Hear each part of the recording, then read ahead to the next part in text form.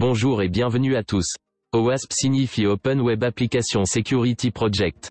L'OWASP est une association à but non lucratif enregistrée aux US depuis 2004, dont le but est de sécuriser les applications sur Internet et donc les utilisateurs de ces applications, sites.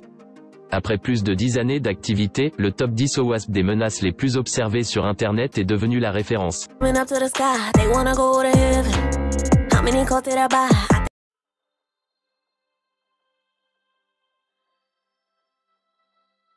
Les injections les plus communes sont celles liées au SQL. Il s'agit en fait d'injecter du langage SQL dans un formulaire web par exemple. Le SQL n'est pas le seul utilisé mais les injections SQL, SQLI sont les plus communes. La plus simple est par exemple de rentrer admin dans un champ de login et au lieu du mot de passe, une requête SQL qui va contenir par exemple les caractères OR 1 égale 1. Le site va alors transmettre la requête à MySQL à la base de données. Même si le mot de passe est faux, la partie 1 égale 1 reste vraie et le OR permet de dire que si le password est le bon ou si 1 égale 1 est vrai, ce qui est tout le temps vrai, alors l'accès est ouvert. Le plus simple des exemples est celui d'une URL que l'on envoie par mail à un ami, qui contient des identifiants de session dans l'URL. Si le serveur ne vérifie pas un élément supplémentaire, la seconde personne va pouvoir utiliser le compte de la première comme si elle était logée. D'une manière générale, il convient de travailler finement les mécanismes de session afin d'éviter ce type d'impersonnalisation, de chiffrer les mots de passe, de refuser les mots de passe faibles, peu sécurisés, etc. Non, 1, 2, 3, 4, AZERTY et let me in ne sont pas des mots de passe décents. Évitez les prénoms des enfants, les dates ou les plaques d'immatriculation. L'OWASP met principalement l'accent sur le chiffrement des données. Si elles sont sensibles, elles doivent être protégées par un chiffrement pour en éviter un accès en clair. Mais cela va au-delà à notre sens. Il ne faut pas, par exemple, garder d'informations qui ne sont pas utiles. De la même façon, il faut s'assurer que toutes les données sensibles soient inaccessibles depuis l'extérieur ou qu'il ne soit pas possible de les intégrer dans des pages web en forgeant les requêtes. Cette classe de vulnérabilité, aussi appelée CSRF pour Cross-Site Request Forgery, est liée au fait que les navigateurs envoient automatiquement les cookies de session et nombre d'autres informations. Il devient alors possible à un attaquant de forger une réponse à une requête, souvent un formulaire sur un site web, et de diriger l'utilisateur vers une page de son choix, hébergée sur un autre site qu'il contrôle. Pour illustrer le problème, imaginons qu'une personne soit authentifiée sur le site de sa banque, disons et imaginons toujours que cette personne se connecte par la suite à un autre site, disons B. Si la banque de cette personne stocke le cookie sans date d'expiration, alors le site B pourrait appeler une page du site A en son sein et réutiliser les identifiants des visiteurs sans qu'il n'ait à se reconnecter. Cela peut s'appliquer à un back-office ou tout site ayant un bouton « Remember Me » par exemple. Le principe de fond est de ne jamais reposer sur une sécurité située du côté du client, par exemple sur son navigateur.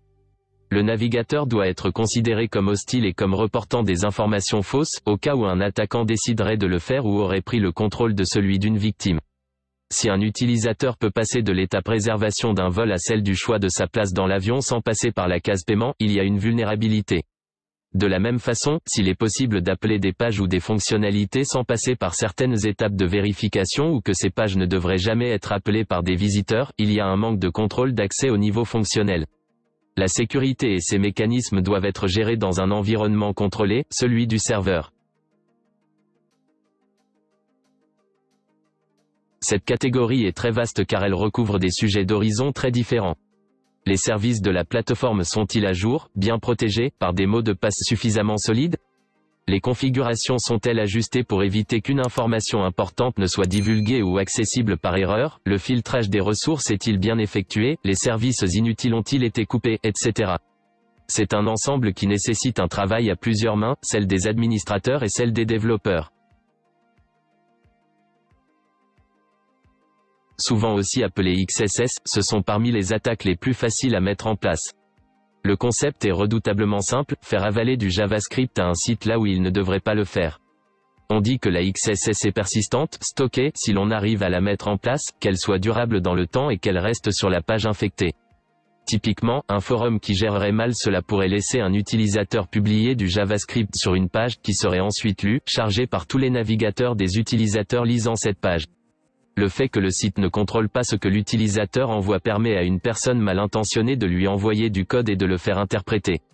Le JavaScript est plus puissant qu'il n'y paraît et peut mener à de l'écoute de frappe clavier, des scanners de réseaux internes et bien d'autres choses encore. Il est fréquent pour un site d'inclure dans une page des ressources qui proviennent d'un autre référentiel de données. Ceci doit se faire par l'entremise d'un accès sécurisé ou de filtrage pour éviter que des ressources non autorisées ne soient incluses. Cependant, ces méthodes de sécurisation du dialogue ne doivent pas être lisibles ou disponibles en regardant le code source des pages ou les URLs utilisées. S'il est bien une catégorie qui soit explicite, c'est celle-ci. Les logiciels connaissent des cycles de vie, certaines nouveautés donnent lieu à des failles de sécurité, certaines de ces failles sont gardées, secrètes par leurs découvreurs, parfois ne sont pas vues pendant des mois ou des années. Toujours est-il que les composants logiciels n'ayant connu aucune faille se comptent sur les doigts de la main, les récidivistes à l'inverse sont légion. Cette catégorie couvre les attaques qui sont menées lors de redirection. Typiquement, les codes 30X en HTTP sont utilisés pour rediriger un utilisateur d'une page vers une autre en fonction de certains paramètres. Si l'URL de destination de la redirection est passée en paramètre dans l'URL de la page, alors un attaquant pourrait modifier cette redirection en changeant l'URL passée en paramètre et ainsi avoir accès à une autre URL.